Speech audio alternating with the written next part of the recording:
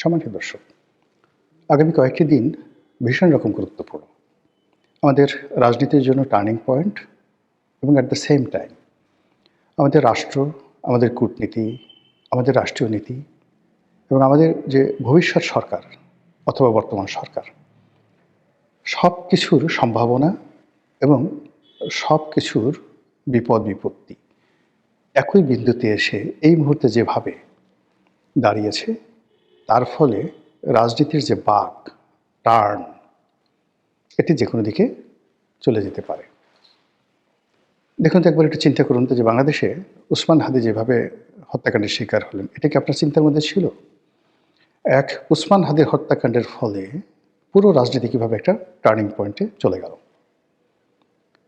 প্রথমে এটা মনে করলাম একটা নিছক হত্যাকাণ্ড, পরবর্তীতে দেখা গেল যে এর পিছনে একটা বিরাট জ্ঞান কাজ করছে এবং এই হত্যাকাণ্ডকে কেন্দ্র করে মানুষের আবেগ যেভাবে জাগ্রত হলো বা যেভাবে মানুষের আবেগকে জাগিয়ে তোলা হলো, তার প্রেক্ষিতে বিএনপির জন্য রাজনীতি করাটাই ঝুঁকিপূর্ণ হয়ে গেল এবং বিএনপি ভাবলো, বুঝতে পারলো যে তারেক রহমান সাহেবের উপস্থিতি ছাড়া কোনো অবস্থাতেই এই যে হাদির হত্যাকাণ্ডকে কেন্দ্র করে যে পরিস্থিতি তৈরি হয়েছে, এটা সামাল দেওয়া সম্ভব নয়।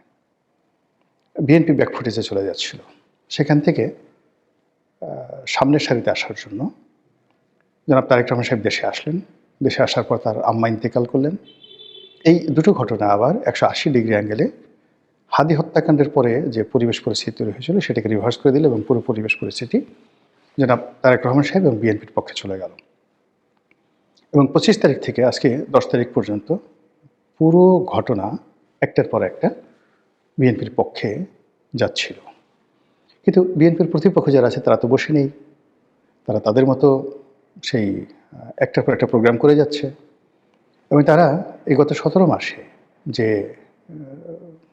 দাবার চাল দিতে অভ্যস্ত হয়ে পড়েছে, তারা বিভিন্ন কৌশল অবলম্বন করে যেভাবে তারা একটার পর একটা সফলতার মুখ দেখেছে, যেভাবে গুপ্ত থেকে নিজের পরিচয় গোপন করে তারা আওয়ামী লীগের 12টা বাজিয়ে দিয়েছে, যেভাবে গুপ্ত থেকে তারা বিএনপির 12টা বাজিয়ে দিয়েছে, যেভাবে গুপ্ত থেকে ডক্টর মোহাম্মদ ইউনূসকে তারা পেট্রোনাইজ করে যাচ্ছে, যেভাবে গুপ্ত থেকে রাষ্ট্রের বিভিন্ন বিভাগ, অনুবিভাগ এবং রাষ্ট্রের বাইরে যে সকল শক্তিশালী চক্র রয়েছে তাদের সঙ্গে কোনো রকম পরিচয় প্রকাশ না করে কেবলই মাত্র গুপ্তভাবে তারা যে সংযোগ স্থাপন করছে এবং যে শক্তি তারা অর্জন করে ফেলেছে, আপনি যদি তুলনা করেন বিএনপির সঙ্গে কিংবা আওয়ামী লীগের সঙ্গে, সেই তুলনায় আওয়ামী লীগ এবং বিএনপির এই যে প্রতিপক্ষ রাজনৈতিক শক্তিটি, দক্ষিণপন্থী শক্তিটি, তাদের কাছে আওয়ামী লীগ বিএনপি রীতিমতো শিশু, অবোধ শিশু। তো এই যে এখন বিএনপি রাজনীতির ময়দানে 15 দিন ধরে তাদের যে দাপট, সেই দাপট নিয়ে জনাব তারেক রহমান সাহেব বগুড়া যাচ্ছিলেন। তো তিনি যদি বগুড়া যেতে পারতেন বা যেতেন, তার যাওয়ার দরকার ছিল না, প্রথমত তার যাওয়ার দরকার ছিল না, কিন্তু যেহেতু তিনি যাচ্ছেন বা যাওয়ার সিদ্ধান্ত নিয়েছেন, তখন এটাকে সেলিব্রেট করার জন্য ঢাকা থেকে বগুড়া পর্যন্ত যা কিছু হতো যাওয়া এবং আসার পথে, সেটা আগামী আরও 7 দিন পুরো পরিস্থিতি বিএনপির পক্ষে থাকতো এবং সবাই শুধু ইয়া বিএনপি, ইয়া বিএনপি, বিএনপি ছাড়া কিচ্ছু না, এই কথাই বলতো। রাস্তার দুই পাশে লক্ষ লক্ষ মানুষ, হাজার হাজার গেট, হাজার হাজার গাড়ির বহর, সব কিছু নিয়ে বিএনপি যে মহড়া দিত, ওই সমপর্যায়ের মহড়া বিএনপি যারা প্রতিপক্ষ তাদের দেওয়া তো সম্ভব ছিলই না, বরং ওই মহড়া যদি তাদের প্রতিপক্ষকে দেখতে হতো নিজের চোখ দিয়ে এবং ওই মহড়ার স্লোগানগুলো তাদের যদি নিজেদের কান দিয়ে শুনতে হতো, তো এটা যে তাদের জন্য কত কষ্টের ছিল, কত বেদনার ছিল, সেটা ভাষায় প্রকাশ করা যাবে না। ফলে তারা কি করলো, ছোট্ট একটা সুইচ চেপে দিল। No sound, no how, no cow, just পুশে সুইচ। সঙ্গে সঙ্গে বগুড়া যাওয়া বন্ধ হয়ে গেল। এখন তো বিএনপি যারা লোকজন হায় হায়, এটা কেন হলো, ওটা কেন হলো।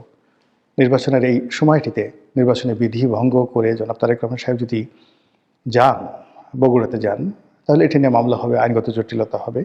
কাজে তিনি যেতে পারছেন না, নির্বাচন কমিশন নিষেধ করে দিয়েছে।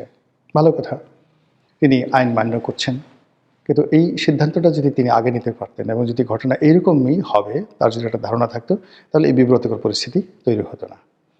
দ্বিতীয়ত এখনও তিনি যে কাজকর্মগুলো করে যাচ্ছেন, বিএনপির যারা লোকজন আছেন তারা করাচ্ছেন বা তিনি করছেন, এগুলো প্রতিপক্ষকে যথেষ্ট সুযোগ করে দিচ্ছে।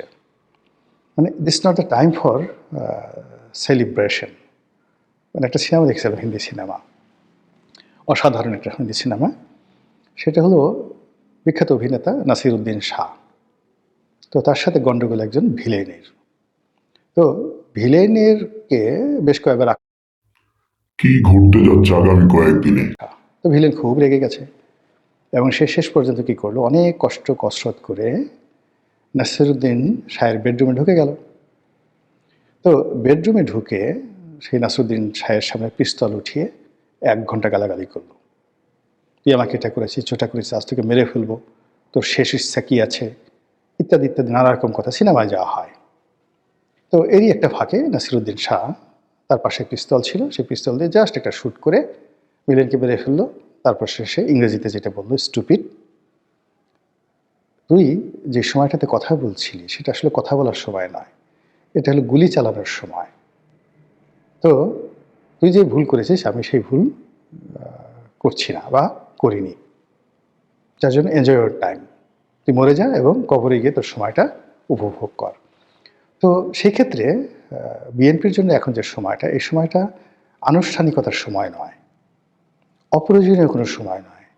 তার প্রত্যেকটা মুহূর্ত সে, অর্থাৎ তারেক রহমান সাহেব এবং তার নেতাকর্মীরা নির্বাচনের কর্মকাণ্ডে যত ব্যস্ত থাকবেন এবং তারেক রহমান সাহেব যতটা লোকচক্ষুর অন্তরালে থাকবেন, তানহাই থাকবেন, একাকী থাকবেন, তত তার জন্য ভালো হবে।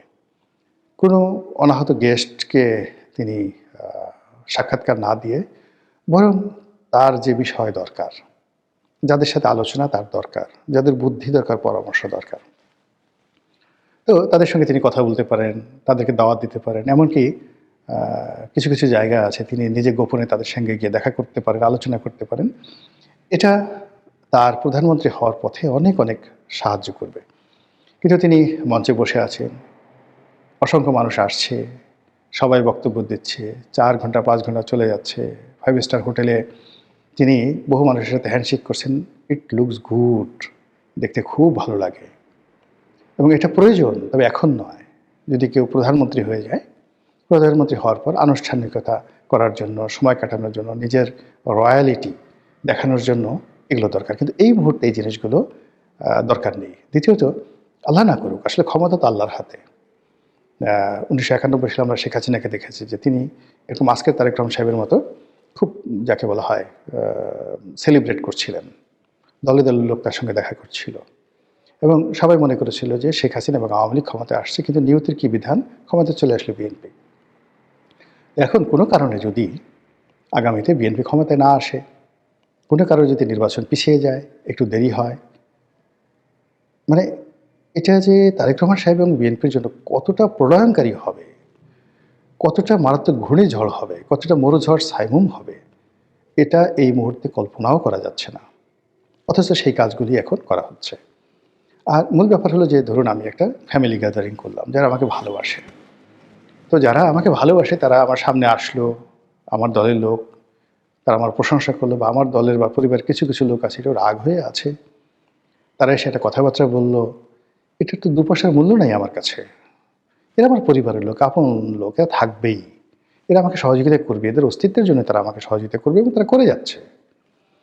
কিন্তু আমি আমার মূল্যবান সময় ব্যয় করে আমার প্রতিপক্ষ কি করছে, প্রতিপক্ষর উপর নজরদারি করা, তাকে নিয়ে চিন্তা ভাবনা করা, এরপরে সাধারণ আমজনতার সাথে মত বিনিময় করা এবং পুরো পরিবেশ পরিস্থিতি নিজে অনুধাবন করা, এই কাজগুলো বিএনপি যারা কর্তা ব্যক্তি তারা পারছেন না।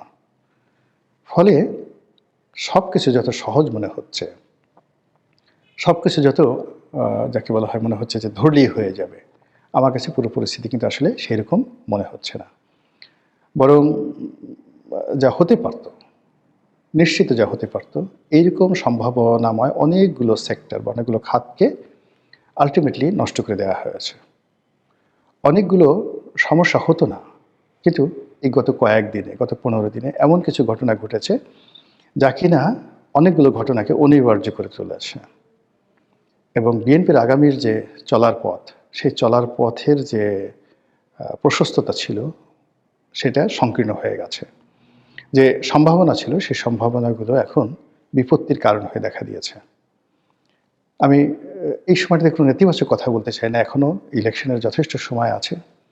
ইলেকশনের ২৪ ঘন্টা আগেও অনেক কিছু হয়ে যায়। কাজেই এখনও অনেক কিছু পরিবর্তন করার সময় আছে।